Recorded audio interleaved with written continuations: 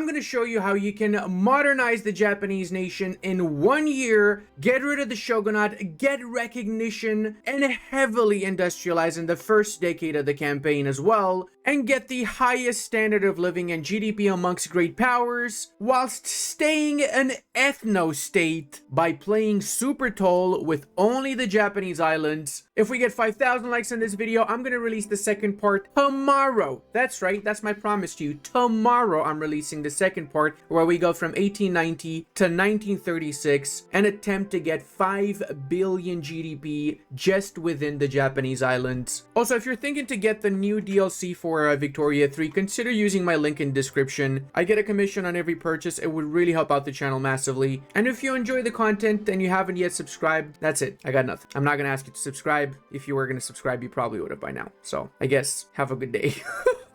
I don't know what to say anymore, man. Now, boys, a lot of things have changed with the more recent updates to the 1.98 patch and such. So that's why I decided to redo the Japanese run. We're going to divide this into 3 very important parts. So pay close attention because all 3 of these parts of the campaign will teach you different things about Victoria 3. So if you're new to the game or you're more experienced, I'm sure you're going to learn some things. And speaking of, if you do learn something from today's video or you enjoyed the video, consider subscribing. Would really help me out so much. As for the first part, we're just going to be playing tall. We're not expanding outside of the Japanese island. We will be modernizing and industrializing the country in 1 year, and I really mean in 1 year, and I'll show you in a few seconds how. We start off pretty bad from a lot of perspectives, especially from a technological perspective, and that's something that we're going to try and make up for as we progress in the campaign to be able to match up to the rest of the Western powers. We're going to go ahead and research cotton gins, lattes,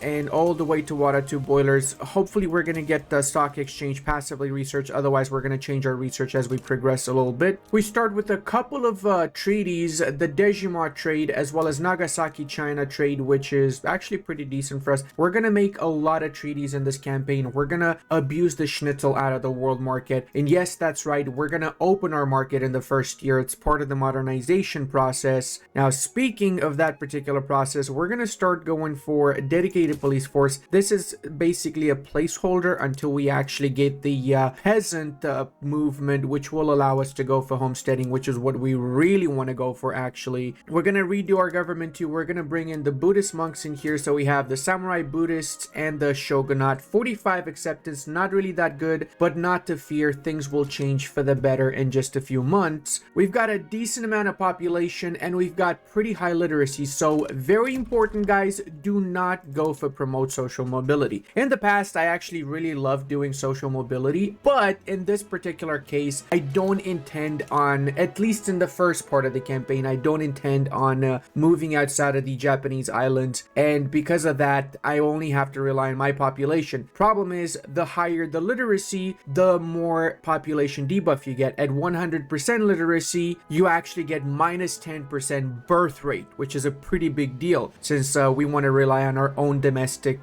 population growth. Domestic population, that sounds so weird when you say it out loud, doesn't it? Now, just to put things into perspective, first part of the campaign, we're modernizing, we're industrializing heavily. Second part, we're gonna become a capitalist utopia by using our investment pool to own GDP around the rest of the world, get those treaties going, and basically own factories everywhere on the planet. And the third and last part, we're gonna go maybe for the historical Japanese Empire borders. We're just have a little bit of fun expanding around Asia. Let's see. My main state right now is going to be Kanto, so I'm going to do 5 construction sectors in there. Follow that up with 1 cotton plantation and just basically a few logging camps. Main problem is that we actually need tooling workshops, so I'm going to change this up a little bit. I'm going to do a tooling workshop right after the construction sectors. That way we can change our production method for the sawmills to the sawmill production method. Coming back to the decrees, we will be doing road maintenance, of course, resource industry boost for now, and we're going to do that in the other states where we will be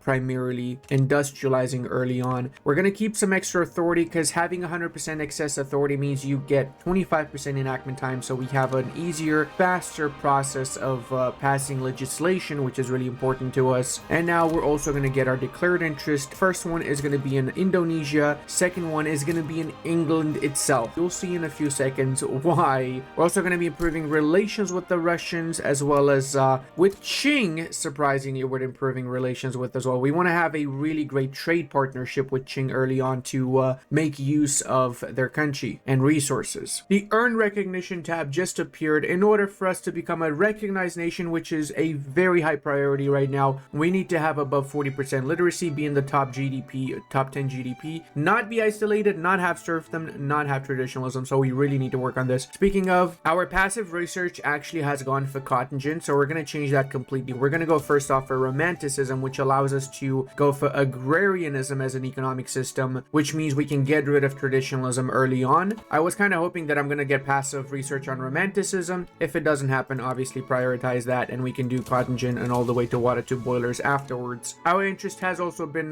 declared, so what we're going to do is we're going to go for a humiliation war against the British Empire. Now, what happens is the British will give open Japanese market in our country, as well as enforce investment rights. And what we're going to do is we're going to back down. Take note, and this is very, very important, if you're willing to reload, this is my first attempt, by the way, at doing this, so I haven't reloaded at all. If you are, however, willing to reload, you can get them to just open your market without enforcing investment rights. So it's up to you. I don't mind the investment rights personally, because I'm pretty sure the English are not really going to be building too many things in my country regardless. We're going to improve relations with the British now. There have been some changes in our country. First off, we've got free trade, which is by far the best trade policy. So this is honestly one of the best things you could do. You go from isolationist, one of the worst trade policies, to free trade, which gives 25% trade advantage. Now, what trade advantage does is it determines the price for import and export in your trade centers. So you really want to have as much trade advantage as possible. You can get that via treaties, of course, too. We're going to go into that later in the campaign. This will trigger the opening of Japan event. Why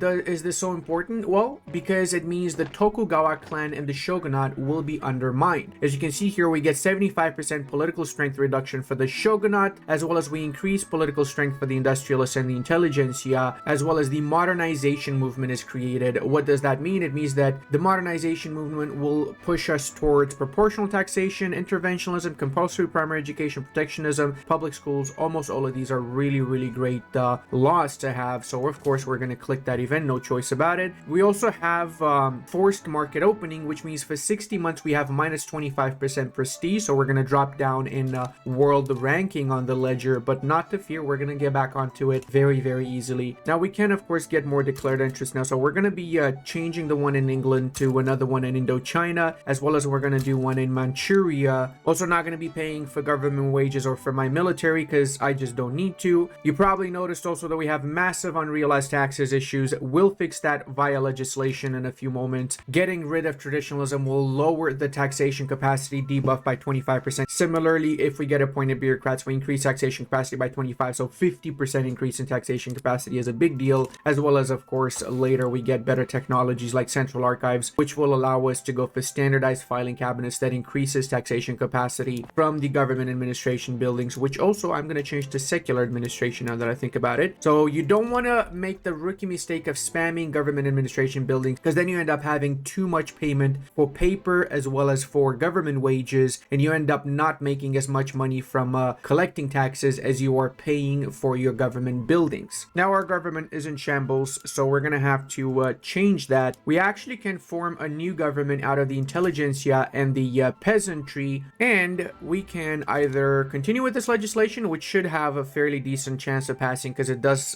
get support from both the intelligentsia and the Hayman, or we could try and go for another legislation. I'm going to keep this for now, and I'm also going to be bolstering the modernization movement. The reason I'm doing this is because I wanted to start pressuring interest groups. For now, the modernization movement is not really doing anything for me. After it gets bolstered for a while, it will start pressuring interest groups. If we check over the absolutist movement, for example, it's already pressuring pretty much all the interest groups. What does that mean? It means that it's making these interest groups more likely to go for legislations that this particular movement wants it to go for. So we want to be suppressing the absolutist movement, which is in essence the complete opposite of the modernization movement. We need more government authority, so we're going to go for very high government wages, go back here, suppress this, and then we're going to of course go back to very low government wages. That's a little bit of a cheese, don't tell anyone, but I'm sure everybody that plays Vicky 3 already knows about that. Now, seeing as we have access to the world market, we are going to be changing to the iron frame production method for the construction sector. sectors, simply because we can get whatever we're lacking from the world market. That being said, we don't have any trade centers, so we're gonna have to queue up a few trade centers if we want to be trading with the world market. So once more, we're gonna bring these trade centers at the top of the queue. Maybe I'm gonna delete a couple of construction sectors because I actually want these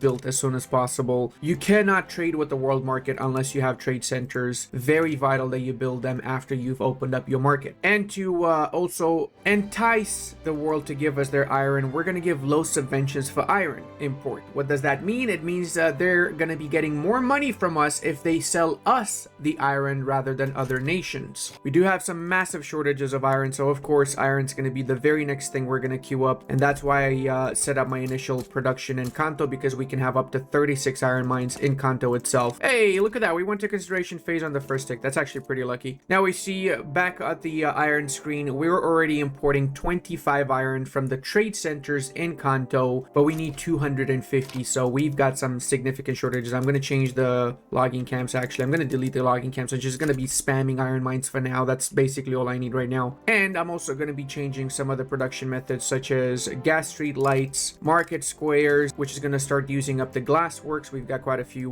glass producing buildings, which don't really have much of a use until we changed over to market squares. And of course, we also will be going for sawmill production method on the logging camps. Fishing trawlers too, which means that we're going to need some shipyards built. We only have a single shipyard right now, and it's going to go into overdrive. It means we're going to have to basically build a second one. I'm going to do it in Kanto. So there you have it, boys. We have in essence ousted the shogunate and opened up our markets by simply attacking in a fake war the British Empire. I think a lot of people already knew about this cheesy strat, but it works a lot better now in the current version of the game 1.98 than it ever did before, right? It's basically a guarantee that you're gonna be able to open it from day one now. Hey, let's go adoption phase as well. Holy schnitzel, that is pretty good. Now, one issue is that we are starting to get debt. What is debt? It's pretty bad because we are not a recognized nation, so getting debt means we pay insane amounts of interest. That means that we need to fix this debt issue ASAP. A quick way to fix it is to change some of our production methods to the wooden production method for the construction sectors, as well as we can privatize our buildings, which will create in turn more capitalist and private sector individuals that we can tax later on with dividends and make massive amounts of money from. Plus, in general, you want to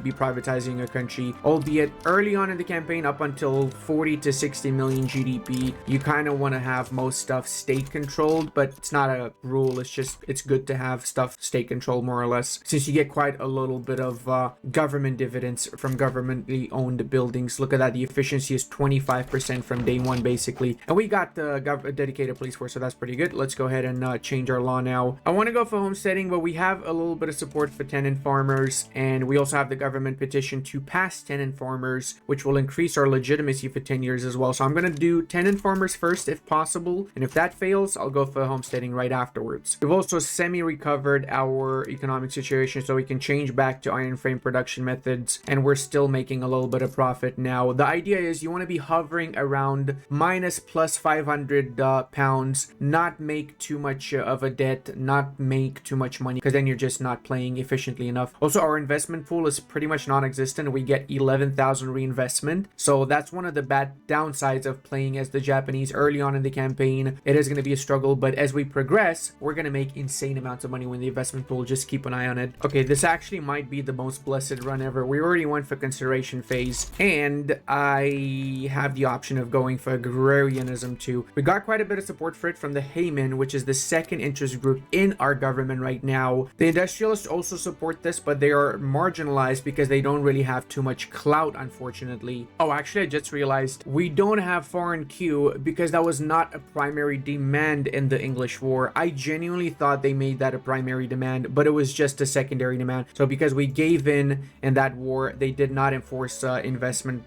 rights in our country. I kind of would have liked that, because even though it meant they owned the buildings, they would have helped us a tiny bit build faster or quicker our industry. But I mean, it is what it is, right? It's fine as well. Let's just go ahead and get good relations with them. I'm going to try and get some decent treaties. I might even give them investment rights as long as they offer me certain privileges, like trade privilege would be amazing, which they don't even want to give give me trade privilege? That's crazy. How about an embassy? Would you give me an embassy? Would you be willing? How about if I give you obligation to? They're not even willing if I give them obligation and investment rights. That is insane. An embassy would increase our progress for earning recognition. However, right now it doesn't make any difference because we're still losing recognition since we have serfdom and traditionalism. If we manage to pass tenant farmers, which it looks like we might be able to, we already got adoption phase. If we pass that, then we are going to start slowly getting recognition from freaking 1840, which is huge because it means by 1860, the latest, we should be a recognized nation around the time when historically it actually happened for the Japanese. After the Meiji Restoration, it was seen as a proper quote-unquote civilized nation. I'll be honest with you guys, I'm actually really enjoying playing as Japan in general. It's probably my favorite playthrough whenever I do Japan.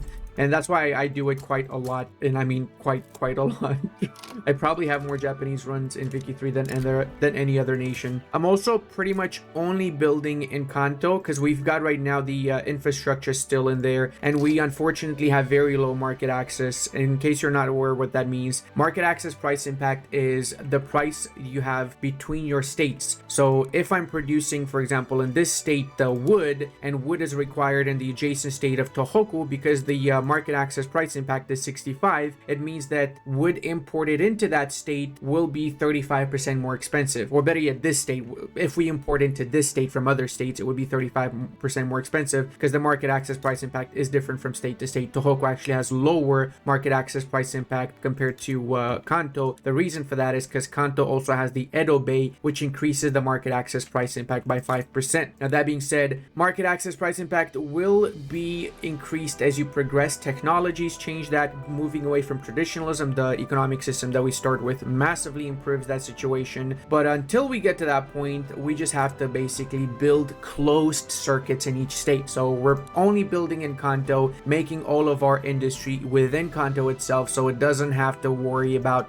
importing more expensive goods from adjacent states if it doesn't have to. And then slowly we'll do the same around the entire country. Once we run out of infrastructure in Kanto, we'll do Tohoku or Kyoto, both of which also have decent infrastructure and quite a lot of resources. Tohoku actually has the most resources when it comes to iron mines, lead mines, and such. And there ya go, boys. We are now starting to get a recognition +1 monthly, as well as we are getting the honorable restoration. What is that? Well, if for 10 years we keep the shogunate outside of our government, then we get the Ninko restoration, named after the emperor himself, Ninko. The name of this is variable. If you restore the emperorship later, then it can be the Meiji Restoration. In the 60s, it can be the Taisho if you restore it really late, and so on. It depends on which emperor was ruling Japan at the time, or better yet, which emperor was the ruler of Japan. This is, of course, only possible because we were able to oust the shogunate in 1 year, modernizing Japan industrially and legislatively from simply attacking the British. The most kick thing ever. All right, so next thing we need to do is try to go for agrarianism. I kind of don't feel we're gonna get this on the first attempt. I'm not gonna lie, I got a bad feeling about this, but we'll try it regardless. Now, I'm also gonna improve more relations with nations around the world. I would like to have friends everywhere if possible. I would have liked to improve with the Americans, but I don't have a mutual declared interest. In order to have diplomatic relations with the nation, you need to both of you have an interest on the map where you're present. So I have interest right now in Indochina, in Indonesia. Whatever other nations have interest in these particular regions of the world will be able to have diplomatic relations with me. So that means I can improve relations, I can attack, I can do whatever I want with these particular nations, compared to the Ottomans, where I cannot do anything with them simply because we don't have a mutually declared interest. There is an exception to this. So for example, the French, I can improve relations with them. That's because we have a declared interest somewhere where we can interact with one another, but I cannot attack them because I don't have myself an interest in areas where they own territory. So that's a very important distinction there to make. Also gonna make a save game here because this really is a blessed start. And not only is it a blessed start, but if you guys want to check the save for yourself, you want to continue from this particular bookmark in the campaign, you're more than welcome to do so. I'll make this available to everyone for free on my Discord. All you got to do is join the Discord, check the rules, read the rules, interact with the emoji so you get access to the rest of the Discord, and then you can get the save for yourself. I absolutely love that we're starting to get progress on both of these journal entries from freaking 1840. Most games, it's not that easy, trust me. It means that once we are a recognized nation, nation, we're going to become a major power, so these loans are not going to be that much of an issue. So we're not going to take 700 interest for freaking 100,000 principal. We're going to take like 70 interest. It's a huge difference. It's like 10 times the difference. We also managed to get better technology, so we can change our glass works, our furniture manufacturing, and our textile mill to better production methods. It does mean we now have a requirement for lead mines, which is good because we already have a lead mine in Kanto. We also need to make sure we have trade centers in the rest of the country, because every single state will be individually trading with the world market. So we need to make sure they have the option of trading with the world market at the very least. We see here that we have potential of 167 trade in Tohoku at least, where we could export some wood, we could export some meat, we could export some tools, etc., or import tools, but we don't have the trade center, so the state is not able to do all of that since it doesn't have that particular building, which is why I'm prioritizing that building now in those states. And it's time that I do in fact build a couple of government administration buildings, as we have a lack of bureaucracy. It's really important to keep your bureaucracy at least at 0, because once you go below 0, you have tax waste. So this applies to your entire income. So if you have 100% tax waste, you're getting 0 income. You're basically not getting any money. You really want to avoid that as much as possible. It actually can be a game killer otherwise. Look at that, our investment pool is starting to grow. We're up to 18,000 reinvestment now. And we also researched atmospheric engine pumps, which is a big deal. It means that now we can produce significantly more iron and lead with the same amount of mines. So what I'm going to do is I'm going to prioritize the coal mine, because we're going to need coal, cancel the rest of the iron mines, and we're going to become a world exporter of iron for now. We're going to do 2 coal mines actually. So the way this works is you go to the world market, see whatever is in massive shortage. Right now there is a shortage of 185 iron on the world market. Early on in the campaign compared to later in the campaign, these shortages are going to be completely different. So early on it's usually iron, paper. In this particular case, furniture is a big issue. So if we are able to provide these goods to the world market, we can make a hefty amount of money off of that. That means that we're going to need to get more trade centers in Kanto, because we need trade centers to trade the iron onto the world market. So we're going to spam say 5 of them for now. It should be good. Okay, this is actually scary. We're up to 9,000 in interest right now. That is really not good. I did temporarily increase my taxes to just try not to get too much interest anymore, but we seem to be stabilizing a little bit now. In essence, what's happened now is our private sector is the only ones building things, so we're not wasting as much money as we were before. But I need to go back to building though, because I still need trade centers. I still need everything right now. Because I've reached 2 million in debt, I am temporarily not building anything with my own construction sectors. I'm just letting the private sector build things, which in turn means that we get the funds transferred from the reinvestment pool. Right now that is down to 73,000. The reason for that is because there's more construction than there is reinvestment. Remember, we're still early on, so we're basically babies right now. If I was to be smart about this, what I could do is go back to medium taxation and just get rid of some of my construction sectors temporarily. I could say delete the one in Chubu, delete the one in Kansai, keep the ones in Kanto, and then start building up again slowly but surely. Also keep on privatizing things. Everything that I can, I will be privatizing. More private sector individuals means more people contributing to the investment pool. Also, the food industry is actually surprisingly in high demand right now. Since I have a lot of trade centers in Kanto, there is a massive demand for ports which produce merchant marine, which is used in trade centers. So we're going to queue up one of these bad boys here, as well as we got condensed engine pumps, so we're producing even more iron right now, which we can transfer over to the world market. Look at that, there's a shortage of 400 on the world market. So if we're smart about it, we really could make an insane amount of money off of this. Maybe give some subventions for export, but I don't think we need to, because people are going to be just super desperate to get whatever iron they can get their hands on. We're also able to stabilize our economy. So we're down to 50,000 national revenue on medium taxation with an interest of 10,000, which is not ideal, but we'll fix that. Not to worry, we're gonna get rid of that soonish. Oh, hell nah. You serious, Shogunate? I am not gonna allow you to do your little play for power, you little schnitzels. Yay! Agrarianism!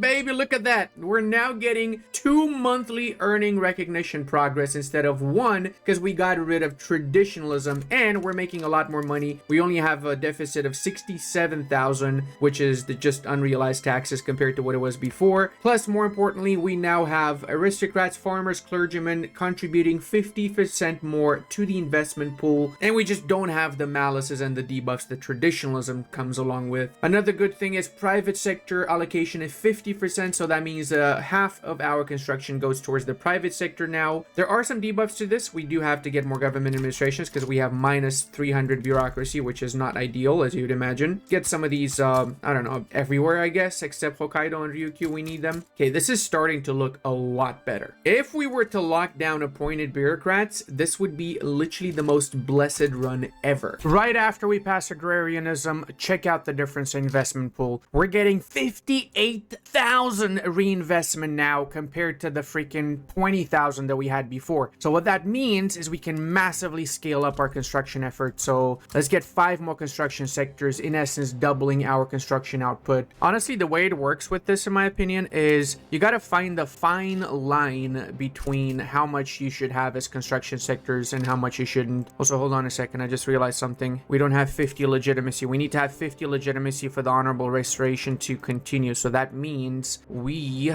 need to get more legitimacy. Easiest way to do that is lower taxation, but that means we're getting less money as consequence now. So we got to make up for that. So maybe getting that many construction sectors isn't the smart idea. We'll do one less compared to what I initially thought I would do. The British would love to build in my country. Now, I'm okay with that as long as you also give me some trade privileges. That would be fine as far as I'm concerned. Trade privileges is a 55% chance of that working out. I'll attempt this. Let's go. All right, it's went into force. Okay, that's fine. That's actually fine. Now, early in the campaign, the AI doesn't build as much as later in the campaign. So this being a 5 years treaty is not the worst thing ever. Leads concession here. It means that by the time that that treaty's finished, we will be able to cancel without any repercussions the treaty, and we'll be able to give them a new treaty where we might be able to build in their country too, not just the other way around. Also, I'm gonna start slowly building up my army, upgrade them to line infantry, as well as I'm gonna build up a navy just so I have some defense and so I deter enemies from just flat out attacking me. That means I'm gonna have to build up my domestic arms industry, so I'm gonna get 2, actually 3 arms industries for now, should be fine. We're still making 62,000 whilst on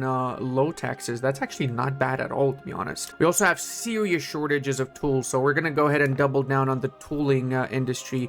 Let's get 3 tooling workshops done. Oh man, this is huge. This is absolutely huge. We're also levitating around 2 million principal debt. The reason that's happening is because we're privatizing stuff. So every time we privatize a building, we get a little bit of money off of privatizing, which means we end up not having more than 2 million debt, which is ideal actually right now. I mean, ideal would be 0 debt, but 2 million is better than 0, right? Wait, no, I mean 0 is better than 2 million, but 2 million is better than 5 million is what I tried to say there. Also, can we actually pass today? 60% chance, and we still haven't managed to pass that legislation, like actually right now. We also can do sulfing cores, and we are building a steel mill. I believe this is the private sector building this, isn't it? It's not. Wait, what? Who the hell is building a steel mill then?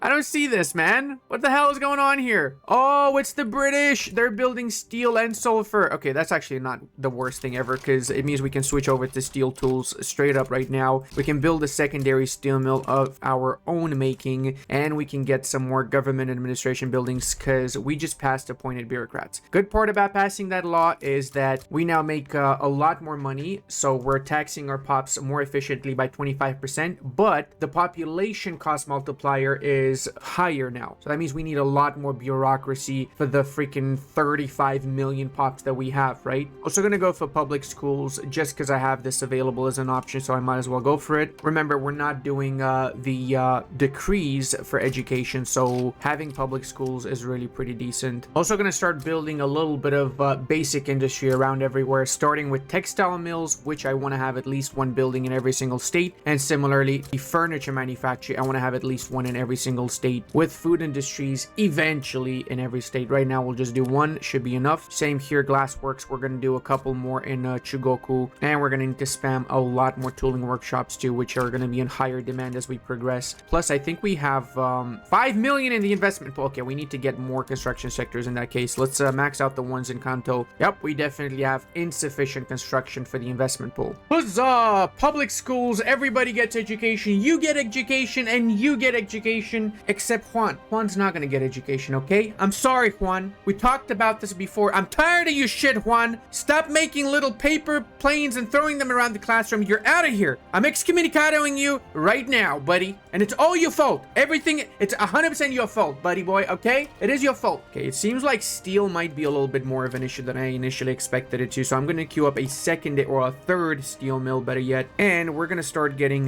military shipyards. Probably not in Kanto. Now that I think about it, maybe we could do the military shipyards over in Kyushu, which has 800,000 people that need jobs. So yeah, we definitely want to start building up in Kyushu as well. We're also massively increasing here, guys. 94,000 national revenue is just beautiful. Once we get the earning recognition done, we're gonna be able to get rid of this interest to 11,000 is absolutely brutal. Also, I want to start building up my university, so I'm gonna build 5 or let's say 10 universities in Kansai and 1 in every single other state. The reason for that is because I need to get more qualifications and I need to start getting innovation to match up technologically with the rest of the world, and I have a decent economy that allows me to get some innovation now, but yet allows me to sustain some universities right now. There's also a new dawn for the Japanese shogunate. We have officially become recognized in just 15 years since the game start, and it seems like the Spaniards were the ones that recognized us. Fair enough. Let's see what that means. It means that instead of 10,000, we're paying 7,000 for loans. It's a lot better than it was before. So that's because we're not a major power. Okay, that changes things. So we gotta pay a little bit for these bad boys to become a major power. There we go. So that means we're down to 5,000, literally 50% less than what we were paying before. We're gonna go back down here with both of these, and we're gonna start upgrading our units to line infantry because we do have the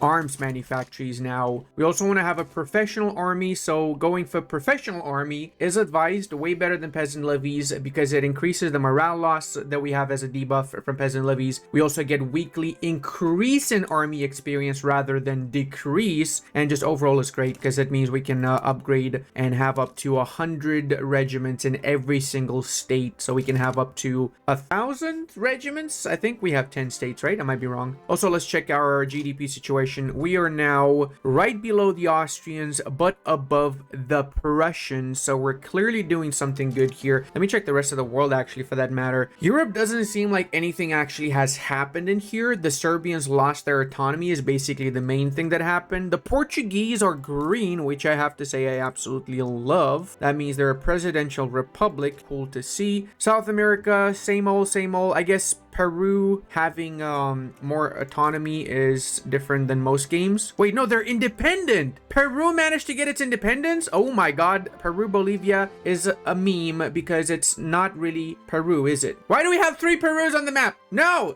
just no. Stop it, Bolivia. Stop pretending you're Peru. You know you're not. All right, we also can get more declared interest. So let's go back with the Manchurian interest and let's get one in Oceania. In essence, getting most of the Asian or Pacific parts now. I also want to prioritize going for railway next and mechanized workshops, both of which will help out massively with our industry, as well as I want to get corporate charters so we get our first company unlocked, as well as push towards central archives, egalitarianism, and pharmaceuticals, which will allow us to get public health insurance, which will increase our standard of living by quite a bit. And as you would imagine, we do need more construction sectors, so let's get, say, 2 of them for now in Tohoku. France also would like to build in our country in exchange for guarantees. How about if I build in your country too? Thing is, I don't think I'll be able to build anything. I kind of want to prioritize my investment pool for my country right now. Maybe we'll just do this. Guarantees for trade privileges, 15% chance. What if we owe you 1 and then you also give us trade privileges? That might work. That might work. Okay, it did enter into force. That's huge. So we got trade privileges, which means we have better deals when trading with the French, and they also guarantee our independence, so we don't need to worry about anybody attacking us anytime soon. Professional army seems like it's it's not going to pass though. That is horrible. I'm going to cancel this because I don't want to waste my time with it. Also, if we go back to the political movements, because we have been bolstering the modernization movement, what happened is it's now pressuring quite a few of our interest groups, including the landowners, the armed forces, the industrialists, and the intelligentsia, whilst the absolutist movement, because we've been suppressing it, instead of pressuring everybody, it's only pressuring the landowners and the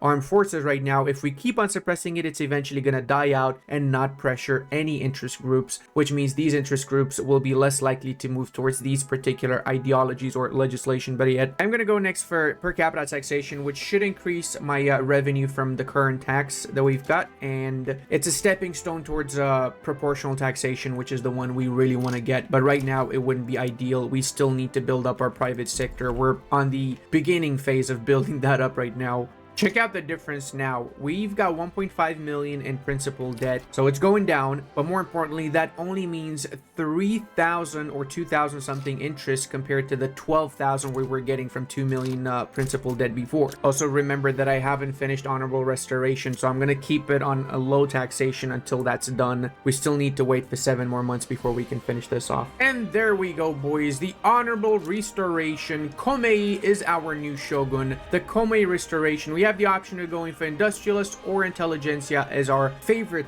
interest group. We're gonna of course go for the intelligentsia. It does mean we have to redo our government a little bit. Unfortunately, Komei is an authoritarian samurai, so he is not the one we wanted, that's for sure. We want his son Meiji. He's the one we actually wanted in charge of our country. But now that we have restored the empire, we can also establish a colony as Sakhalin. We were not able to do that before because as of the previous patch, actually what happened was Sakhalin is a claim of Russia, so you cannot colonize it unless you also have a claim. We automatically get a claim on Sakhalin once we have restored the empire, which is now. So now we're able to start colonizing Sakhalin. The cool part is that Russia does not start with colonial frontiers, and they still don't have a colonization law, so they're not able to colonize us before we are able to. Historically speaking, what happened was, even from the 1830s, 1840s, both Japanese fishermen and Russian fishermen were present on the island of Sakhalin. There were some tensions between the two sides. The Japanese ramped up their colonization efforts, and then the Russians did too. So I don't think it's fair to have the Japanese to restore the empire before they colonize, because the Japanese were equally trying to colonize Sakhalin from way before the emperor restored himself. Meiji restored the empire, right? In any case, it is what it is. I still think it's easy to colonize Sakhalin as the Japanese, because you can restore the empire pretty early on. I absolutely love these kind of events as the Japanese. So we get a railway advisor where we can increase relations with another nation, as well as we get progress for particular technology, for railway technology. So we basically finish the railway tech, which is huge. It's not the only one. We get a lot of different events like that for the Japanese to help us catch up with technology. Hey, we got gold discovered in Hokkaido. Don't mind if I do. So we're gonna build up our first railway in Kanto. I'm eventually going to queue up one railway in every single state, as we have a journal entry we need to do that requires us to industrialize Japan. So we need to have a railway and a level 5 urban center in at least 70% of our states. So yeah, we're going to have it in all of our main states basically. Also, I would love to go for migration control. Again, it's required if we want to eventually get migrants into our country. The main target would be, of course, Qing whenever they open their borders. Right now, they still have closed borders, but when they do, if we manage to pass a decent legislation like cultural exclusion, Han Chinese people, which is literally 400 million of them, they're going to be able to come to our country as long as we provide them good jobs, decent salaries, high standard of living, which is exactly what we're all about, right? So us passing this law is basically proofing ourselves for the future. Oh, actually, the private sector is already building railways, so I guess we can cancel wherever the private sector is already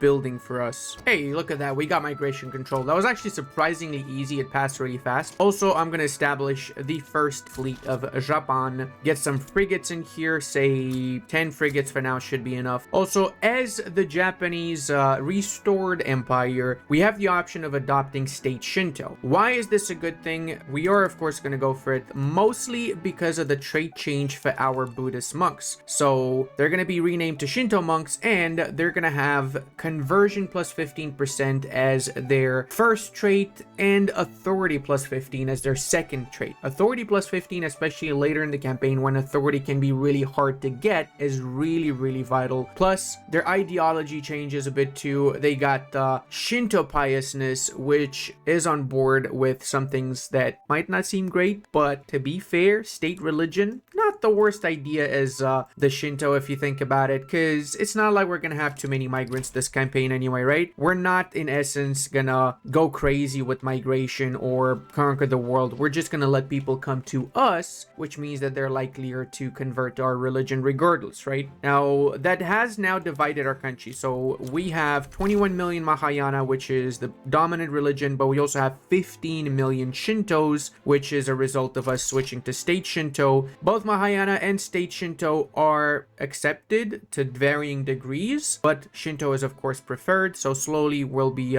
making sure to convert everybody to Shinto. We have some insane shortages of meat. I don't know why, but my people absolutely love eating meat, which to be fair is very accurate. Japanese people absolutely love beef in general. Another reason I'm redoing my campaign, guys, is because previously when I did my campaign, I had a bug that really prevented me from properly playing as the Japanese. So now hopefully that bug has been patched. It should have been patched according to the patch notes, which means that Japan in the late game is going to be even stronger now. All right, look at that, boys. We're already getting massive amounts of potential trade in our country. We are in essence becoming the greatest trading power in the world without even doing anything. We're just chilling on our little island and becoming insanely tradable. That's a word. That's totally a word. Hey, we might actually pass a professional army this time, guys. I'm hopeful. I'm really hopeful now. Also, we just unlocked the percussion caps, so we're going to be building up munition plants in Kanto so we can upgrade our units to skirmishers. We have the option of doing it, but we don't have the ammunition for them, so if we do upgrade them, it's just going to be a bit of a burden until we get those particular buildings. Let's check my shortages. We've got some serious shortages of iron, actually, so I think it's time I queue up some iron mines for that matter, and some fertilizer plants. Now that I think about it, I don't even have a single fertilizer plant. I'm going to do it in Chugoku. Since Chugoku is one of my bigger sulfur states, we can have here up to 40 sulfur mines, and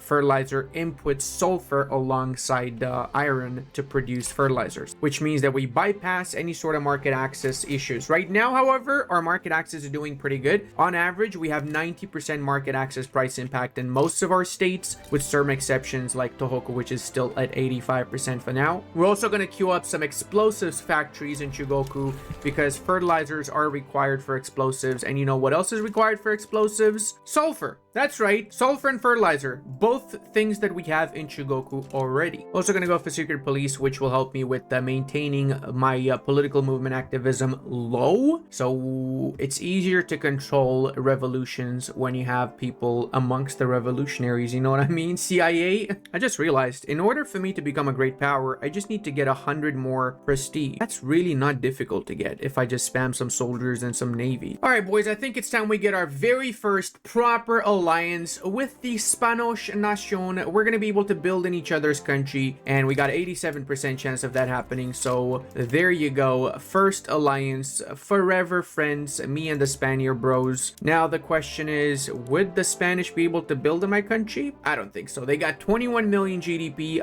barely floating right here. We got 10 million more GDP than them, despite, you know, them starting as a civilized nation and recognizing everything else. Oh, wait, what? The radicals are opposed to me passing secret police. Well, that's not good, is it now? All right, we also have retirement of the samurai by kicking them out of the government. That means they now lose the Bakufu ideology, which is pro-serfdom, tenant farmers, and so on. We also have the option of killing off their leader, which is a royalist, so I'm kind of on board with that. I'm also going to go for interventionalism. It's basically the same thing like agrarianism. The only difference is that the capitalist will get rid of the 25% minus debuff that they have right now under agrarianism, and we are starting to get a considerable amount of capitalists, which is why I would like to go for this. We also lose 5% government dividends efficiency, but right now most of our industry is private sector, and we already have 52% government dividends efficiency, so it's not bad wherever the case, right? 55 or 50% is around the same thing at end of the day. And we also got bulk trading, so now we're trading a lot more compared to before. We basically are getting 50% 20% more traded quantities. So for example, in Kansai, we got a trade capacity of 72 already with just 6 trade centers. Obviously, we're going to need a lot more of these. Also, for the industrialization of Japan, I'm curious which ones of my states don't have 5 level of urban centers. All right, apparently Tohoku does not yet have level 5, so maybe we need to build up a few things around Tohoku. And same goes for Shikoku. We don't really have much going on here, actually. Now, as for the first company, it will be the combined metals, as we want to get that manufacturing throughput as soon as possible. Investment rights, trade rights, and we're going to give iron mine rights as well for now. We're going to have more companies pop up very soon. As the Japanese, you actually can get a surprisingly high amount of companies, and they can get pretty productive very, very fast as well. Some of these, such as, for example, Mitsubishi and Mitsui, are really strong. Like Mitsui itself gives industrial political strength, but it also gives iron mine throughput plus 10%, and we get the Tomioka silk, unique prestige good that the Japanese can get with this. Same here, Kinkozan Sobei gives us the Satsuma ware as well as infamy decay. So if we want to go for a little bit of a cheeky conquest of the world, that's going to come in massive handy. And Mitsubishi also gives automobile industry throughput. Remember that automobiles are by far the strongest type of good in the game. You can make insane amounts of money with automobiles, and getting 10% throughput on them is actually insane. And also it comes with washi paper, another unique prestige good. So we want to establish all of these buildings, or better yet, the companies, but we do need to have specific researches done in the case of Mitsubishi, or we need to have textile mills in Kansai in the case of Mitsui, or glass works in Kansai in the case of Kinkozan. So it's actually not that difficult to get from Mitsui. Why do I not have actually in Kansai 5 textile mills? I have 4. Oh my god, I might as well just have built this so I could get that one first, right? Now we do need more construction sectors though, so let's get another 10 in Tohoku. The scaling up is now beginning, guys. We're gonna get ridiculous amounts of money in the next few years, and in just 20 years or so, we're gonna get double the economy, if not triple or more. We also seem to have a bit of a desire to get a defensive pact with the Russians from our lobby. So maybe we could go for this straight up military assistance. How would we be able to get this actually? What if we offer them obligation? 50% chance. It did go through. Now that I think about it, I probably should have gone for 25 years defensive pact, not 5, because I'm likely gonna need them in the nearby future. All right, let's see what we're looking like now. We got a shortage of wood, so let's start spamming a few logging camps around the country. Wood is likely going to be one of the bigger issues for us, so we might as well just start getting it as soon as we possibly can. We're going to need more construction sectors too. We got 2020. Let's get another 5 in Kansai for now. We got a reinvestment of 83,000, so it's not going too bad from a reinvestment perspective, but we can definitely do a lot better on that particular field. I like to see 500,000 instead of 83,000 personally. Also, we can now change to standardized filing cabinets, which means we have 666 bureaucracy. Oh my god. Oh my god. What does that mean? I need to know what it means. It means that we now can go for level 2 education and even level 2 law enforcement. That's what that means. We also seem to be selling off a lot of buildings, so our reserves are piling up because a lot of people are able to become capitalists and buy off those buildings off of us. Oh, come on. Really? Another cyclone? I keep getting these every freaking 5 seconds. It's crazy how bad this is. Now, I did say earlier that I'm not going to be expanding outside of Japan, and we're not expanding outside of Japan. However, I do want to get some subjects outside of Japan, because if I don't get that now, what's going to happen is the British and the French and the other great powers are going to get the rest of the planet without any issues, and I'm going to be left there standing with my hand like, can I have some dyes? Can I have some fiber? Because I'm not able to get it because you own everything and you embargoed me. I don't know if they're going to embargo it. Just saying it's possible, okay? I'm not justifying the fact that I want to become an expansionist zealot. That's not what I'm doing here, okay? Let's be clear about this. I'm just doing it for the greater good of mankind. That's all I'm doing here. What's that you doing over there, Ludi? Is that you attacking Hawaii? No, I'm not attacking Hawaii. What are you talking about? That's not what's happening. Shut up, bro. Look away, okay? Just stop looking at me. Stop it. Stop looking this way. Nothing's happening happening in Hawaii, okay? Just be quiet. Oh no, the Japanese, the Hawaiians have attacked us, vilely attacked us. Nobody expected to get attacked by Hawaii. I guess we have to conquer this little island that belongs to us now. Oh no, it's rightful Japanese clay. Okay, hear me out. The thing is, guys, getting Hawaii now is gonna solve a lot of problems, okay? In the future, no one's gonna attack Hawaii all of a sudden and then you get a big world war off of it, okay? Nothing's gonna happen in the future. As such, it's better we just get this now. But jokes aside, getting Hawaii means we don't need to declare interest in Oceania, as we have a province there that is within Oceania, right? But now we can use this for other parts of the world, like Arabia, like Persia, etc., etc. And also we can start colonizing West and East Micronesia, which at one point in history did in fact belong to Japan. And Hawaii is basically the only other part of the world outside of Japan that we will directly own. Everything else will be puppets around the world. We're not going to directly own anything. We're just going to puppet stuff around the world. Speaking of, we also want to incorporate the Karafuto. It's also that time of the year where we have to choose what kind of a power block we're going to have. I, of course, know how strong a sovereign empire is, but I'm just trying to play tall. I really am just trying to play tall. So I'm going to go for external trade, meaning I'm becoming a trade league. Let's give it a proper Japanese name. The Asian Co-Prosperity Sphere. Just, you know, a casual Asian-focused power block for all Asian bros to help each other out, to prosper together, basically, you know. We're the good guys in this part of the world is what I'm trying to say. And also, we just overtook the Australians, 1 million more than them, and we're catching up on the Russians very quick. The US is actually above us. Holy shit, the US is doing really good. They had a war with Mexico from what I can tell, but they haven't taken too much in that war, which is a bit of a surprise. I'm going to improve relations with them. I actually need to improve relations with basically everybody because we have had lowered relations from having set up their power block. We're going to need some more rivals too, so we're going to go for somebody that doesn't make any difference, like the Ottomans. Why does the Ottomans own a part of Africa? That's just weird. And I guess Southeast Asian, Dutch East Indies is not a bad idea for a rival too. Looks like Britain is really struggling here though. They have a massive revolution, and it's funny how their revolution is the world's 5th great power, whilst the British still retain 2nd great power rank. Who's first now? So whoever's first is temporary first. It's the French, only because the British are in a civil war. Otherwise they would definitely not be first, that's for sure. Now, I didn't want to do this. Clearly I don't want to do this, but in order to get principles faster, we need to have more members in our sphere. So of course we have to conquer, make subjects out of nations in order to add them to the sphere, or just diplomatically add them to the sphere. But conquering is the easier way, really. Oh wow, the Dutch would like for me to build in their country. How about we get an alliance too? Why not?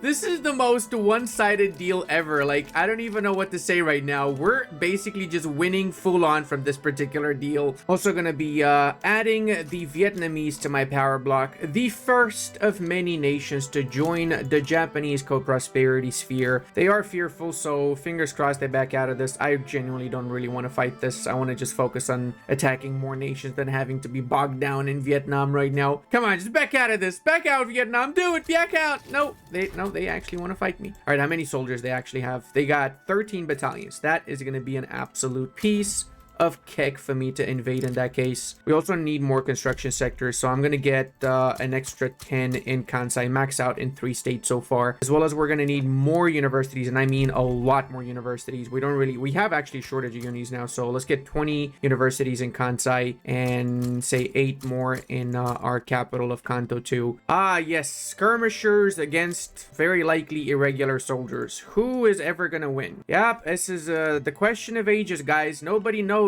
Is it going to be the insanely overpowered, technologically superior soldiers, or is it going to be Skibbity and his friend Lao Ji over here winning? Oh, look at that. We already have their country. That's right. We won the war, boys. We freaking won because we're over freaking powered. Yeah, exactly. Oh, actually, I need to do a deal before we fully enforce, because I just remembered we're liberating Cambodia. I don't actually want to liberate Cambodia.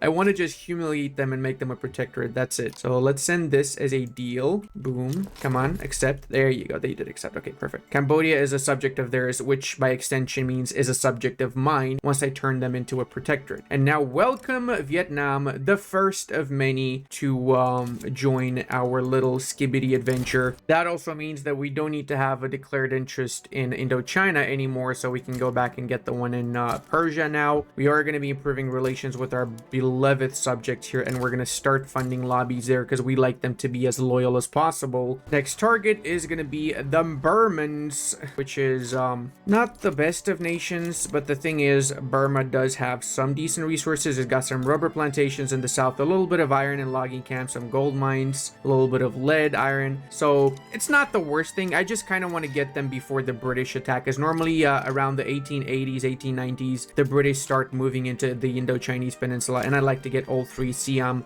Dai Viet, and Burma before they do. Oh, okay, there you go. They just backed down. That is actually pretty good. So now we got 2 members in our power block, and we've got 25 infamy. So we're gonna wait until we get like 10 infamy before we start expanding a little bit again. We don't want to like super snowball right now. I'm just like honestly taking it very chill when it comes to expansion. We're just slowly but surely expanding. Wait a second. Hawaii would like me to move towards multiculturalism.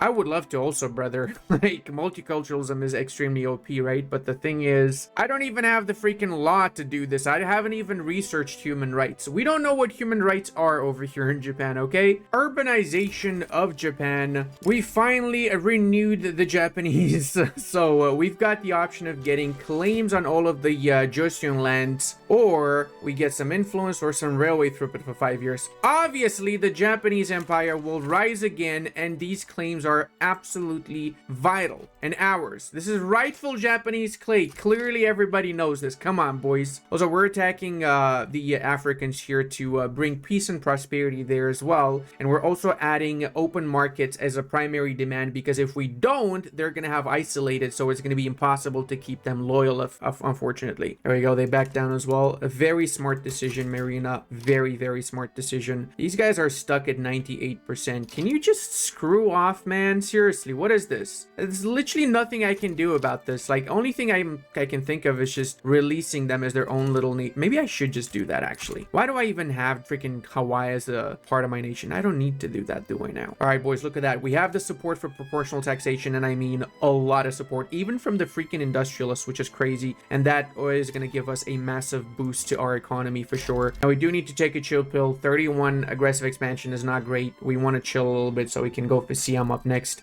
Wait a second, when did my country color change to this? I just realized we are literally historical Japanese, like Hearts of Iron 4 Japanese Empire in any case. This is cool. I like this, man. I'm actually curious what influenced that, because we haven't changed from monarchy autocracy. What exactly did we do that changed that?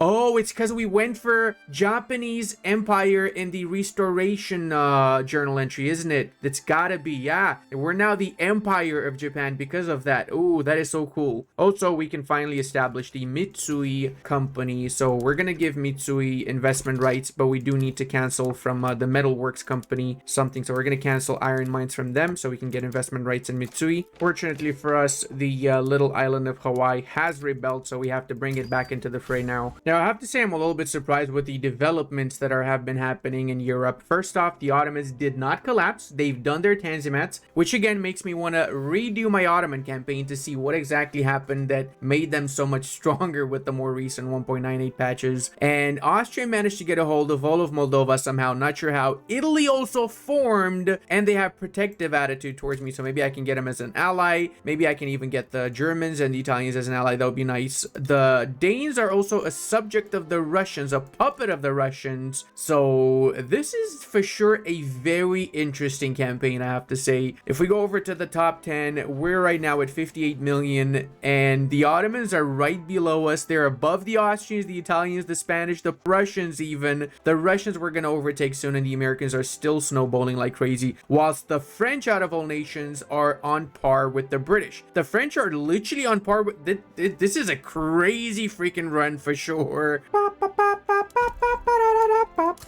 pow. Skibbity boop boo. We gonna be taking the Vietnam. Wait, no, I'm attacking Siam, not Vietnam.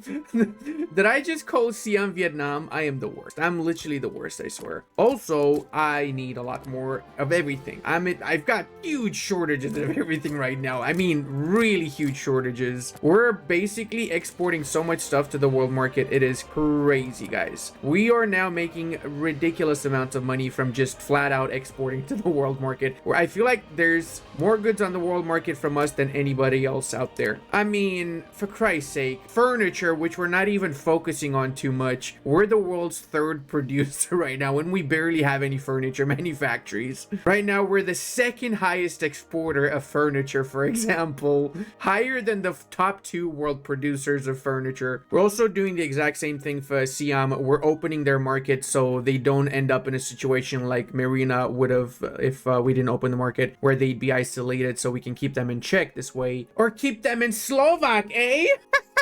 Get it? Because Czech, oh, Slovak? That was funnier in my mind. Hey, don't worry about it, okay? Aw, you little schnitzels. You back down. All right, well, that's basically all of Indochina, with the exception of the English parts. Oh, wait, no, I actually have the Malaysian parts, too, I can attack. I'm actually gonna directly conquer this and then give it to Siam, so we make Siam a little bit stronger. I think that would be the best option. Wait a second, I just realized, are we a great power? What? We're the world's 10th great power. Okay, buddy. All right, sure thing. I actually am kind of on board with that, not gonna lie. The Japanese becoming a great power in the 70s, 1870s, that is just mwah, the chef's kiss, as they say, right? We also haven't yet reached our technological cap or innovation cap, so we gotta spam a few more universities too. Might as well just get the throughput bonus from spamming them in the same province in Kansai. Technically should have at least 2 in the other states, just so I get the qualifications. Time to embark on an expedition on the Nile, as historically Japanese did, am I right? We're doing this obviously because we want to get that juicy prestige. All right, we now have finally reached our innovation cap. We're close to it anyway, which means we're gonna catch up with the rest of the great powers a little bit faster. I'm thinking to just use the rest of the spill out of innovation from extra universities to fill my technological spread. That would mean I have to change some legislation. Getting protected speech first off, or at least right of assembly before that, would really be huge and would help out with that a lot. But we gotta get human rights. Hey, we're also producing Tomioka silk. That is massive, actually. If we can manage to be the leading exporter of silk in Europe and have most of Europe reliant on our silk, we would make insane amounts of money. Also, great news, we have found the local guide. Dude, how are the Ottomans keeping up with us? I have so many questions right now. Like, what is happening here? Why are the Ottomans so overpowered in this last patch? Hey, this makes no sense to me. They're stronger than the rest of Europe, which is crazy. Hey, successful expedition. For 5 years, we get 25% prestige. So we have managed now to overtake the Spaniards. We're close to overtaking the Austrians too. And we managed to get wealth voting, which means now we have the actual Japanese flag. The modern Japanese flag, pretty much. As well as political parties. Everybody's favorite thing, isn't it? Also gonna go for commercialized agriculture just because I have the ability to go for it, which also means I'm gonna be able to get more people attracted to the trade unions that will allow me to pass some of the later game legislation. They help me with graduated taxation, which I would love to get my hands on right now, and a lot of other things. Might be a bit of an issue with laissez-faire though. I should have passed laissez-faire when I had the option to. Now I'm really gonna struggle to pass this, which kind of sucks. On the bright side though, our investment or reinvestment is up to 150,000, so that's pretty good. It means that soon enough we might be able to increase our construction sectors again. Oh, we're able to decrease autonomy and die yet? Don't mind if I do, baby. Look at that beautiful red on the map. It's almost the same like the British one, so it's a little bit confusing actually. Next company we're establishing is the Kinkozan Sobe, just so we get the infamy DK, and which will allow us to, you know, expand a little bit quicker actually. Give them investment rights, give them trade rights. Actually, no, I can give trade rights first to Mitsui. I forgot about these guys. I also want to give them some more industries, but I just need more company charters, man. Company charters are such a commodity, it's crazy. I'm temporarily temporarily holding on to the Malayan parts until I conquer all of it, so then I can just give it as one main state to Siam. Wait a second, did I just see another power block? The Italians created their own power block, the Holy Alliance, which is a religious convocation with sacred civics as its primary principle. I low-key kind of love the fact that everybody's creating their own power blocks in this patch. By the way, just to point out, whenever I attack smaller nations like Johor, it does happen a lot of the times that other bigger nations join on their side. However, because I'm not adding any war goals against those big nations, what happens is you can just do a white piece. I'm just saying this because I've seen people say in the comment section, I attacked that nation, but then Russia or whatever joined in on their side. If they don't add any war goals against you, or if you don't add any war goals against them, you can easily win that war by basically just not have to fight them, not have to enforce those deals. So now even if we do this deal here, which is a white piece, we've still technically won. We didn't actually lose any soldiers against the Russians, which were about to invade us, and we got all of Johor without actually having to worry about Russia. Keep this in mind. Sometimes it might seem like the end of the world that a big nation joins in against you, but it's not. It really depends on what exactly their war goals are against you, because sometimes they just join without any war goals, and then that's fine. It's basically a free war. It's like they didn't even join, really. And if they join with a war goal, do not add anything unless you're confident you can win against them, because then all you have to do is just defend your lands, make sure they don't get whatever war goal they might have against you, and you're gonna win by just defending. You don't have to attack. Now the thing is, Siam is already an unrecognized regional power, so maybe we can give this to Cambodia. I mean Dai Viet. That would make them a little bit stronger. I don't know. I guess it's not gonna make much of a difference. And I also want Siam to have continuous borders here. I don't want Dai Viet to have this without continuous borders. So let's go ahead, grant them state, namely Malaya. There you go. Siam's way bigger, way beautiful, and we don't need to worry about the state ourselves. It's their problem now. That's 2 million GDP. We were very generous with them, if you ask me. Also, seeing as they're now a lot more loyal, we can turn them into a puppet as well. And next is going to be Burma. That's going to be a puppet at some point. Oh, wait, these guys are all also puppets because they were puppets of Siam before. Now they're puppets of ours. Okay, it means we're going to have to improve relations with them now and make sure that they are loyal with us too. Yeah, they really hate our guts. Minus 56 relations is really bad. That means it's going to increase their liberty desire because of the cold relations. Our reinvestment fund is also growing quite a little bit, 174,000. I would have liked it to be around 250, but we had some pretty bad RNG overall, so it's fine. It's not too bad also this way. We're also doing colonial exploitation, so we can grab a few more of the islands in the Pacific, which I'm going to give afterwards to a Hawaii subject that I will be making later in the campaign. I'm also going to start conquering Indonesia, maybe liberate the Dutch East Indies, and then feed it to my Indonesian vassal that I'm going to release later down the line. We have an insane amount of endorsement for compulsory primary school, so that's going to be our next target here, as well as we can start getting more construction sectors, say another 15, basically max out the ones we have in our primary constructing states. Damn, I just realized we're up to 13.6 standard of living, and that's without even getting homesteading. That's kind of crazy. So that's just brute industry right there bringing us up. Tokyo is at 10.8 million population and 31 million GDP. I think we're one of the biggest states GDP wise. Let me see, what's the GDP in East Bengal? Usually this is the other one, 34 million. We're gonna overtake that in like a few months, literally a few months. And we are able now to go for steel frame production method, which means we can make a lot more construction. Problem is, I still haven't built the construction sectors in all my states, so I don't necessarily need to do this, but I could just slowly change some of my construction sectors to steel frame to use up more steel and more glass. I don't really have I don't think I'm gonna do that just yet. I'm gonna slowly transition to it. Maybe I can do a few, for example, new construction sectors straight up to that particular production method. Say we can do in Chubu 5 construction sectors, all of which can be straight onto steel frame production method, and then we can build a few extra steel mills and a few extra glass works in here. Well, it probably would have been better if I did it here, because we also are gonna need explosives those factories once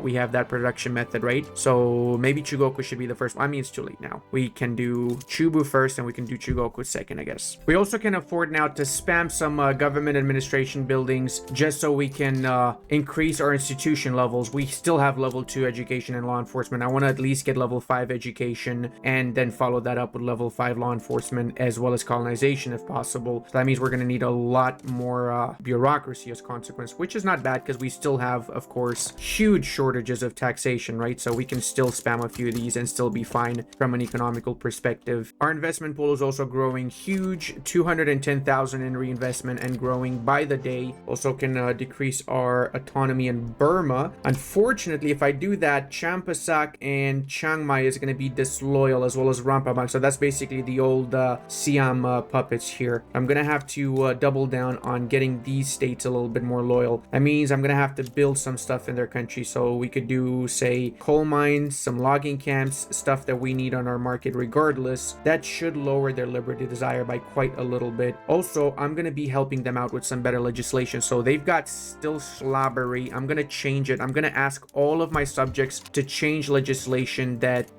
brings them more on par with what we have our laws set to. That includes, of course, Siam as well, which is a puppet, and Dai Viet for that matter too. We can make sure they ban that particular horrible legislation. Imposing laws on our subject is really underrated in my opinion. So it seems like we have a bit of a conundrum here. I'm able to get the Philippines from the Spaniards with the help of the French, which are on my side. I don't know what to say now. It's a little bit of a weird one, but I feel like fighting my old ally. I'm literally allied to Spain and the Dutch. So now I'm fighting the Dutch and my two allies I'm fighting with the French on my side for North Borneo. That seems like the weirdest situation ever, but it's got to be done, brother. I'm sorry, but it has to be done because I'm getting a free Philippines and that is just delicious. First target, of course, is the Philippines. Historic gameplay. It's not a Japanese run without invading the Philippines at least once, is it now? Okay, we've already enforced our goal on the Philippines. They got 15 million GDP, 7 million population, and surprisingly 43% literacy. Now we can also do some more naval invasions. We got Borneo too, so we can start invading into Sumatra. Actually, no, not Sumatra. We probably need to do Tidor next and Bhutan because we also have another war goal to liberate Bhutan. Now, I'm also struggling a little bit with getting public health insurance for some reason, so we're gonna see what we do about that. I'll attempt to go for guaranteed liberties because we also failed to get secret police earlier due to that sneaky revolution they were planning. We're gonna give Borneo to whoever we decide is gonna be the real ruler of Indonesia, which might be Tidor now that I think about it. Look at all these beautiful naval invasions. I also want to say that I'm kind of scared of the French. I didn't realize how strong they were. They are up to 165 million GDP and they've got close to 1,000 soldiers. I feel like I really need to start upping my military game. I haven't even started recruiting any shrapnel artillery, so yeah, maybe I should start getting some actual soldiers. At least have some artillery in my armies for the main armies, if not anything else. Okay, we've got most of the war goals here. I think what's preventing me from winning is the fact that you're not yet subscribed. That's right, buddy. I'm coming back to you, Juan. Are you still mad at me for kicking you out of school? Well, Juan, you know how you can fix that whole situation. Just subscribe, bro. Just hit that subscribe button. Come on, man. Just do it. You know you wanna. Please. Seriously, though, there's like 50% of you guys that haven't yet subscribed. Am I doing something wrong? Why are you guys not subscribed to me? What am I doing? What's wrong with me? Why do you guys hate me? Please.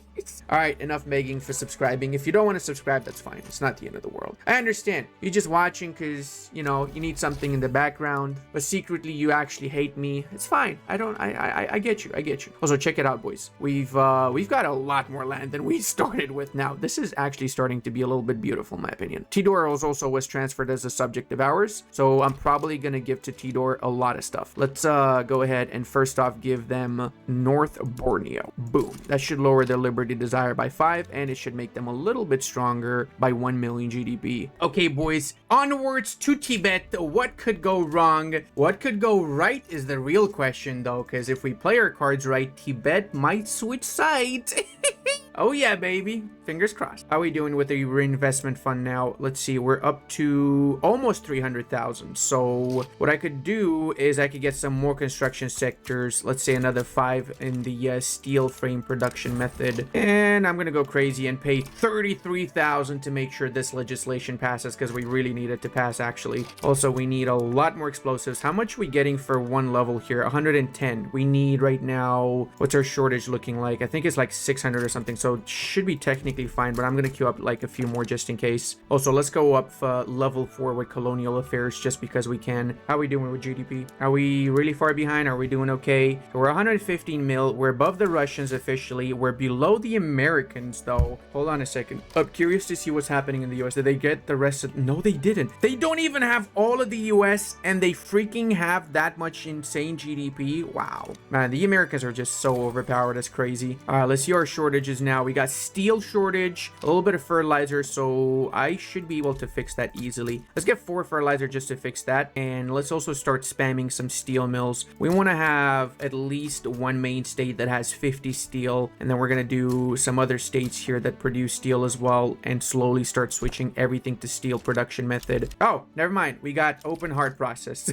That fixes all of our issues in that case. Yep, we're probably gonna have extra steel now. And we also have 184 innovation. We could probably do more if we go for the right principle in the power block, namely advanced research. Also, I haven't really been doing much research in the technological tab, so I probably should start doing that unless I want to become food for the great powers. I don't think they have trench infantry yet, but they're probably very, very close to it. Let's be honest here. They are very, very close for sure. How are we doing here? We're lowering liberty desire with all of our subjects, which is perfect actually. So we could do this. We could lower Burma, but I'll wait a little bit till these guys are a little bit more loyal just in case. So now the main shortage is actually iron, which is input for those steel factories, steel mills. I'm sorry. These guys want to have a higher degree of it. You know what? I'm actually going to be okay with that. I don't really give a schnitzel about them too much. I'm also very, very sneakily increasing the amount of construction that I've got like every few months at this point just to see how much I can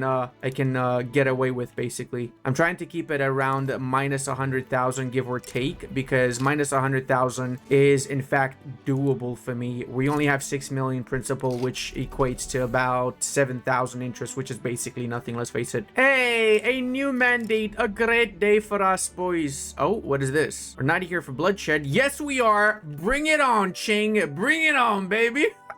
We're gonna shit all over you, buddy. All right, let's see what the situation is with trade. Okay, we definitely can sustain a lot more trade now. So let's go ahead and build at the very least 10 trade centers in each of these. Hey, we also got our skyscraper discovered in the capital, out of all places. So big shocker, of course, massive shocker. Speaking of the capital, I think we also can now afford to change this to steel frame production method. Our second principle is the advanced research principle. We're now also gaining mandate a little bit quicker because we have 2 minor powers as our subjects. We've grown significantly. 12 members already in such a short time is pretty cool. I mean, considering how late we came to the whole expansionist game, it's pretty acceptable. And also 91% literacy. Holy shit, we got more literacy than anybody else in the world. That is crazy to see, without even giving any decrees out, by the way. This is simply from our education and our starting level, I guess. 50 million population is kind of depressing though, because we have such high literacy. It means we're losing a little bit on the population side, sadly. Declared interest wise, we are now officially all over the world, or at least the old world, better yet. Hey, we actually got public health insurance. Holy schnitzel, this is going to be huge. I also have a small shot of actually getting graduated taxation. If we pull this off, we're instantly getting an extra 62,000 income from just switching to this, which is wild, but it just scales so freaking nicely. It is absolutely beautiful. We also want to be modernizing our subjects, so we're going to switch them away from traditionalism to better economic systems. Wait a second.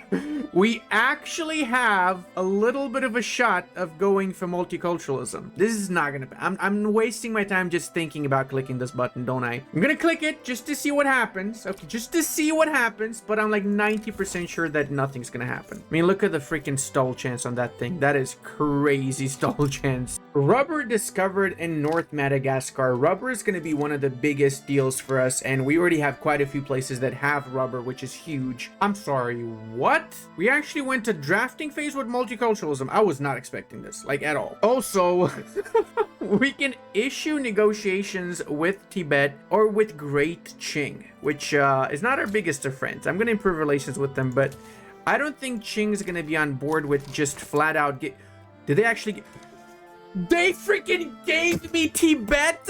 Hilarious, dude. We got the Convention of Lhasa. So thanks to our amazing diplomat here, we got Tibet as a protectorate. Now, the good part is we got him as a protectorate. The bad part is, oh no, there is no bad part. We have a connection via Burma. I was gonna say we have no connection because we don't have any. We have Tibet, dude. Oh, this is freaking hilarious. Oh, my brother. This is actually, we're literally making the Japanese co-prosperity sphere without even trying. It is crazy to see. We also just got another chunk here that we're going to give to Tidor, and we're going to keep on attacking and give every single thing that's independent to Tidor to make them big and plumpy. There you go. East Borneo, yeah, welcome. And now we can also do Mitsubishi as our next company. Problem is I have no charters. So Mitsubishi is getting the bad straw here. They're not getting anything from me charter-wise because I don't have anything I can offer them. Holy mother of shortages, brother. Okay, yeah, we have to fix that. We might have a little bit more shortage than we probably should have. Yeah, no, we definitely have a lot more than we should have. So let's go ahead and spam some of those. And we're also going to be spamming some railways because apparently we need those too. Also, I'm confident we can do full-on steel frame production methods. That's 1,200 construction is not too bad. So what's our shortages looking like now? 1,500 steel shortage, 1,000 glass is actually acceptable. Like more than acceptable even, I'd say. So we can do another 10 of these here, or 14 because I like round numbers, and we just work our way through this. Some more steel mills though. Steel is definitely going to be in higher demand here, so we're going to do another 4 in Chubu and another 10 in Tohoku because we're going to need to start getting into Tohoku 51 steel mills just because we need them. 400,000 by the way, and the reinvestment is crazy already. Now I have to say I'm kind of surprised that we went to voting phase with multiculturalism, but we do have 2 setbacks, so it's almost a guarantee that we're going to fail this. Just weird to see that it actually got to voting phase though. Should we do the complete opposite now? Should we go for ethno-state after we failed passing multicultural? Do you think that's gonna piss off some people? I think it might. Oh, look at that, guys. The Americans have discovered the South African meta right now. A little bit late, but I guess better late than never, right? We managed to get another province here in the Philippines, Mindanao, so we're gonna give that to the Philippines. It lowers the liberty desire by 25. What? Okay, that's kind of crazy. Not gonna lie, that's really crazy. Mindanao is now fully under control of our beloved Filipino subject, and that means the Philippines are now up to 21 million GDP. Holy schnitzel. Might as well finish everything in this area so we can attack Sulu, give that also to the Philippines. We also just got power plants, so we can start spamming some of these bad boys around the country. We have to start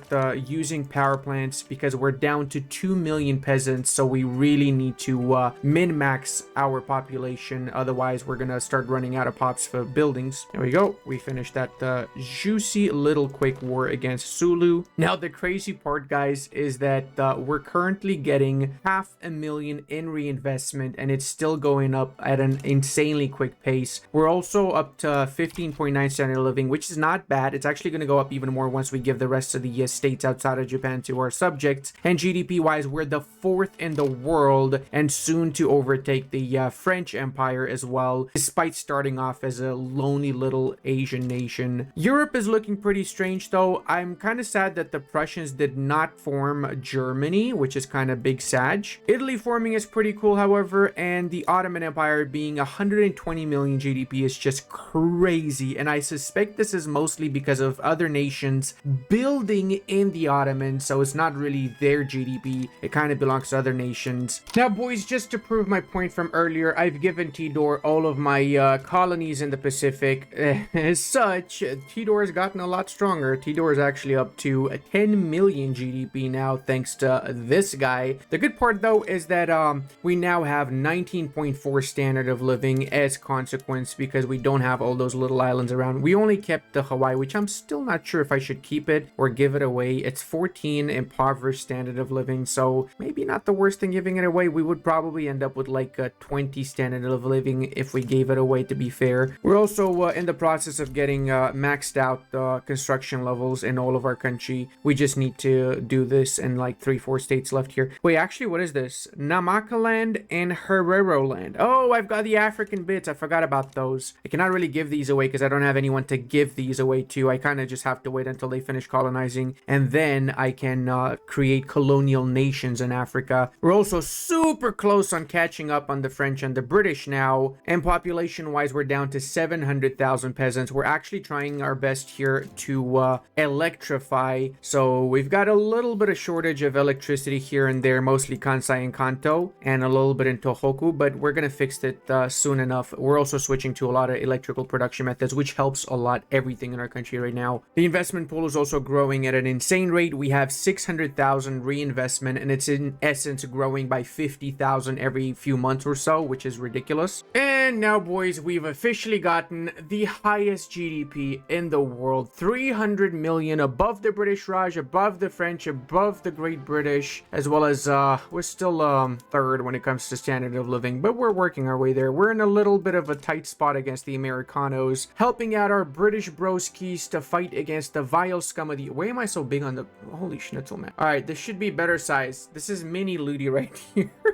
Well, I'm dragging this out for way too long. We have to finish. We're gonna do second part later, boys. I'm actually gonna turn this into a 2-part series, not 3 parts, simply because we only have like 40 years left, and I just want to make one video in those 40 years where we see how strong we can get militarily as well as economically, right? With just the Japanese islands and some subjects here and there. Now, I hope you guys enjoyed this. If you did, don't forget to leave a like, and if you want to get the new DLC, use my code. I get a commission on every purchase, and I would really appreciate it. Love you guys, and I'll see you in the next one.